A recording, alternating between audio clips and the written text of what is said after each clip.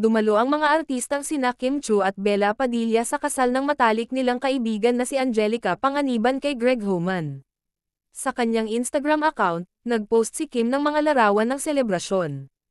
Ika-31 ng Disyembre taong 23 na saksihan ang pag-ibig na walang hanggan, pag-ibig na dumating sa perpektong panahon, pag-ibig na walang kondisyon, at pag-ibig na nararapat na madama ng isa't isa.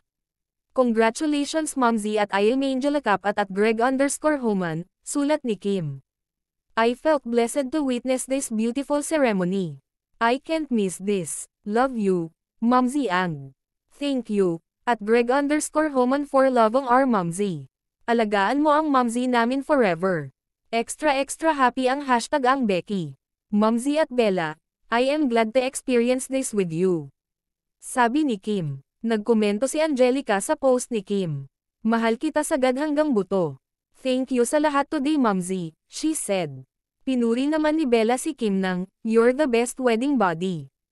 Nagpost din si Bella ng larawan ng kasal sa kanyang Instagram account. Tapos na ang tagtuyot. Congratulations, Mr. and Mrs.